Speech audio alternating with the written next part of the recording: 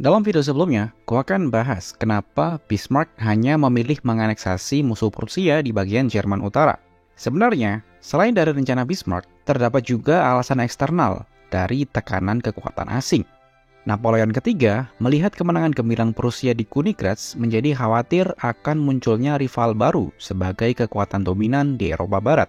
Ia pun meminta wilayah barat Sungai Rhine sesuai perbatasan di tahun 1814 beserta Luxembourg sebagai bentuk lampu hijau terhadap Prusia untuk menganeksasi seluruh Jerman. Tapi Bismarck menolak dan menunjukkan pesan tersebut kepada negara-negara Jerman di selatan. Hal inilah yang membuat Jerman Selatan setuju akan klausal Pakta Pertahanan dalam perjanjian damai mereka. Sebagai upaya untuk melimitasi perkembangan Prusia, ia pun memaksa membiarkan Saksoni dan Jerman bagian selatan berdaulat, atau Perancis akan mengintervensi jalannya perang. Jadi, sebenarnya siapa sih Napoleon III ini dan kenapa kebijakan luar negerinya sama agresifnya, seperti Bismarck? Untuk memahami hal tersebut, kita perlu tahu dari mana asal kekuatan Napoleon III ini.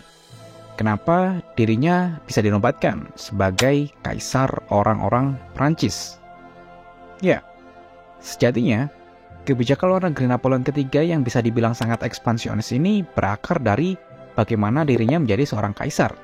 Dengan bantuan tentara Perancis, dirinya mengkudeta pemerintahan dan mendapat dukungan dari rakyat atas dasar romantisme era Napoleon pertama. Dia bahkan sampai membuat ulang divisi pasukan khusus ala-ala Napoleon pertama. Kemenangan dirinya dalam Perang Crimea, Perang Italia, Perang Opium Kedua, sukses meningkatkan kejayaan Perancis. Tapi, kegagalan dirinya dalam mencegah Prusia menjadi kekuatan dominan sangat mengancam posisinya sebagai kaisar. Dia membutuhkan sebuah perang untuk menyelamatkan rezimnya, dan membuktikan bahwa Prancis masihlah kekuatan dominan di Eropa daratan. Di tahun 1867, Raja Belanda yang mengalami masalah finansial serius ditawari Napoleon untuk menjual Luxembourg, dengan asumsi Prusia akan mengiyakan atas dasar netralitas Prancis dalam perang sebelumnya. Luxembourg sendiri adalah sebuah benteng yang sangat terkenal dengan julukan Gibraltar dari utara. Karena siapapun yang mengontrol benteng ini akan mudah dalam mengontrol seluruh muara Sungai Rhine. Usai Kongres Wina, benteng ini pun dipegang oleh Konfederasi dan sebanyak 15.000 pasukan Prusia berjaga di sana. Mengambil alih benteng ini tentu merupakan langkah strategis untuk mengamankan Prancis dari potensi invasi di masa depan. Berita tentang kemauan Napoleon untuk membeli benteng ini hampir saja menyulut perang antara Konfederasi dengan Prancis. Untungnya, konflik ini berhasil diredam, di mana Luxembourg akan dijadikan zona netral. Fortifikasi legendaris yang ada di Luxembourg akan dilucuti sebagai gantinya. Untuk sekarang, konflik pun dapat diredah. Ems Dispatch. Ya, kalau kalian mencari penjelasan tentang bagaimana terjadinya perang Franco-Prusia, salah satu penyebab khususnya adalah Ems Dispatch, atau juga dikenal dengan Bad Ems Telegram, di mana semua bermula dari Ratu Spanyol yang digulingkan dan para revolusioner menominasikan Pangeran Hohenzollern sebagai raja mereka. Perancis yang mendengar hal itu marah dan mengirim diplomatnya untuk meminta Raja Prusia mundur dari nominasi tahta Spanyol. Tapi, laporan telegram tersebut diedit oleh Bismarck agar terkesan seolah-olah sang raja dan diplomat saling menghina satu sama lain. Seenggaknya begitu. Tapi, coba kalian baca ini, terjemahan dari versi yang dipublikasikan oleh Bismarck. Kalau gue, Perancis jelas menyulut emosi dari Raja Prusia dengan meminta garansi bahwa tidak akan ada Hohenzollern yang akan duduk di singgasana tahta Spanyol selamanya. Ya, jelas penghinaan dong, udah kelewat batas namanya. Hohenzollern udah menerima untuk mundur dari nominasi. Tapi selamanya, kalau terjadi secara alami bagaimana? Kan sama saja seperti penghinaan terhadap legitimasi dari eksistensi dinasti Hohenzollern. Nah, kalau Perancis, ini yang sebenarnya gue rada bingung gitu. Tapi setelah gue baca, penyebabnya adalah satu kata ini. Ya, satu kata, di mana kata ini tidak diterjemahkan dengan baik dalam bahasa Perancis. Dan jatuhnya malah rada-rada ambigu. Kata ajudan. Kalau dalam bahasa Jerman, kata ini berarti semacam sekretaris, tangan kanan raja yang biasanya diisi oleh orang-orang high profile seperti keluarga kerajaan atau jenderal. Tapi Dalam bahasa Prancis, kata ini berarti seperti staf militer dengan jabatan yang rendah, bahkan mungkin yang paling rendah. Artinya apa? Orang Prancis menginterpretasikan kelakuan Raja Prusia ini sebagai tindakan pasif-agresif, di mana ia pengen menolak permintaan Prancis tetapi dengan cara yang paling tidak sopan. Apalagi, surat kabar tentang pertemuan tersebut munculnya waktu Bastille Day, alias hari besar dalam revolusi Prancis. Semakin kelihatan banget kan kalau Prusia dengan sengaja mengolok-olok Prancis. Gelombang nasionalisme pun terbakar seantero Paris.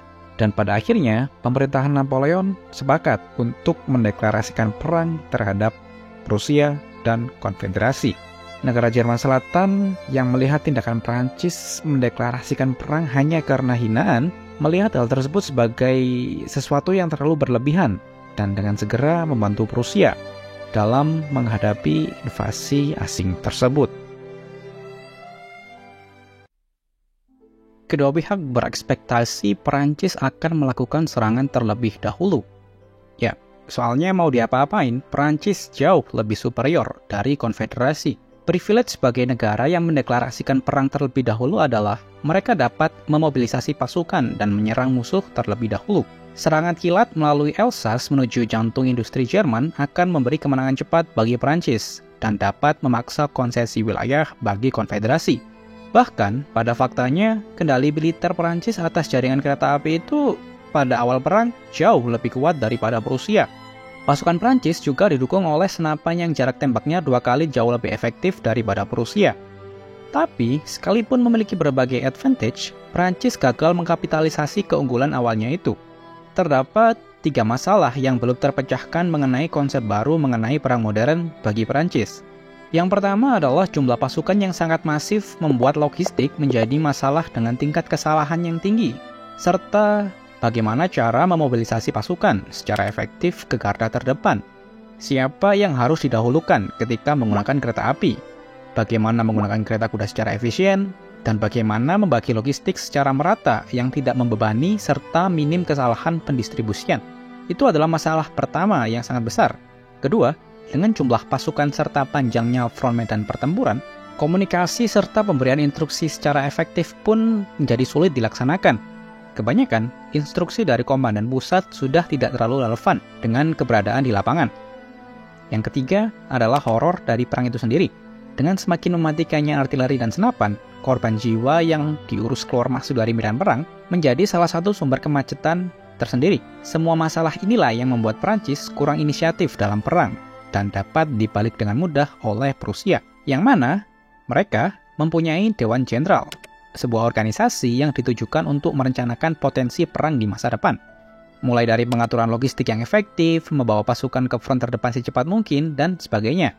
Moltke memperkenalkan kembali kata mobilisasi dan konsentrasi ke dalam level yang berbeda, di mana logistik akan mudah diatur jika pasukan dibagi ke dalam divisi yang lebih kecil dan setiap pasukan menggunakan rute mobilisasi yang berbeda. Tapi, dalam medan pertempuran, Moltke menekankan konsentrasi firepower untuk mengungguli musuh dan menyerang mereka dari berbagai arah. Prusia juga memberi otonomi kepemimpinan bagi tiap komandan pasukan. Komandan lapangan diperbolehkan mengeksekusi rencananya bila memang dirasa dapat membuat gerakan yang decisive. Fleksibilitas tersebutlah yang membuat Prancis sangat lamban dan sering melewatkan kesempatan emas untuk membalik keadaan. Perang dibuka dengan serangan pasukan Perancis menuju kota Saarbrücken. Dengan sedikit perlawanan, Perancis mampu menguasai kota tersebut. Tetapi, Perancis yang berniat melanjutkan ofensifnya menuju daerah Pfalz dikejutkan dengan pasukan Prusia yang sudah ada di dekat perbatasan selatan daerah Weissenberg.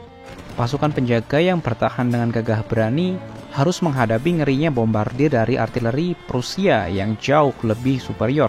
Mereka pun menyerah setelah artileri Prusia mencapai titik ideal dan mengancam akan meratakan kota tersebut dengan tanah.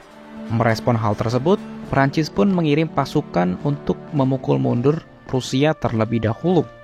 Dipimpin oleh Jenderal Macmahon Duke of Magenta, mereka bergerak untuk mengambil kembali teritori tersebut. Tetapi di luar dugaan, Prusia memobilisasi pasukannya jauh lebih cepat. Duke of Magenta yang bergerak menuju utara pun harus berhenti dan mengambil posisi bertahan. Posisi dan persenjataan Prancis memang lebih siap menahan gempuran Prusia. Tapi konsentrasi serangan dan jumlah pasukan yang timpang membuat pertahanan Prancis tak mampu bertahan lama dan harus mundur kembali. Sementara itu, di utara, kondisi pun sama buruknya. Terjadi pertempuran besar antara dua pasukan Prusia dengan Jenderal Fossa. Konsentrasi dan mobilisasi Prusia hanya terlalu cepat untuk ditahan, dan pasukan Prancis harus mundur menuju benteng kota Metz. Mengambil inisiatif, Prusia pun cepat bergerak untuk mengepung benteng kekaisaran tersebut. Isolasi total dan pengepungan benteng Metz mengancam pemusnahan pasukan utama Prancis yang berjumlah lebih dari 150.000 pasukan. Melihat hal tersebut, Duke of Magenta pun melakukan usaha terakhirnya untuk menyelamatkan pasukan utama Prancis. Ia bergerak dengan cepat menuju utara untuk membantu pasukan yang terjepit dalam benteng kota Metz. Tetapi, pergerakannya dapat diintai oleh kavaleri Prusia dan dengan cepat diikuti oleh salah satu pasukan Prusia. Baku tembak pun terjadi dan Prancis harus mundur menuju benteng kota Sedan. Sekarang terdapat dua pasukan utama Prancis yang berada dalam resiko pemusnahan total. Kalau dijumlah, pasukan yang berada di kota Sedan dan benteng kota Metz lebih dari 250.000 pasukan, terjebak tanpa kepastian. Pada akhirnya, dengan gempuran yang tanpa henti serta bantuan yang tidak jelas kedatangannya, memaksa dua pasukan utama Prancis ini menyerah, dan Napoleon III yang secara personal memimpin pasukan tersebut pun menjadi tahanan. Kemenangan yang sangat gemilang, tetapi terdapat suatu masalah.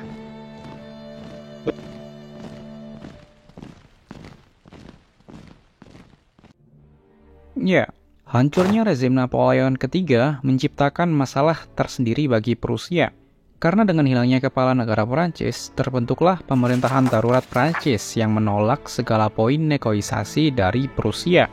Dengan berat hati, mimpi Bismarck untuk mendapat kemenangan cepat pun harus tertunda, dan mereka harus menaklukkan Paris terlebih dahulu selama 4 bulan lamanya. Pada akhirnya, pemerintahan darurat Prancis yang tidak punya jawaban, mereka pun menyetujui berbagai permintaan Prusia, seperti membayar reparasi perang dan menyerahkan teritori Elsass-Lothringen. Oh iya, sebelum itu, di tengah pengepungan Paris, terjadi penobatan Raja Prusia sebagai Kaisar Jerman, di mana negeri-negeri selatan sepakat bergabung ke dalam konfederasi. Dalam perjanjian damai, Kekaisaran Jerman juga meminta pengakuan secara internasional akan berdirinya negara baru tersebut. Jerman pun terlahir kembali sebagai kekuatan dominan Eropa yang menggeser Perancis. Sementara itu, Perancis, mereka harus merasakan gelombang revolusi komunis pertama di dunia. Tetapi atas izin Jerman, mereka pun diperbolehkan mereformasi militernya dan menghancurkan gelombang revolusi tersebut.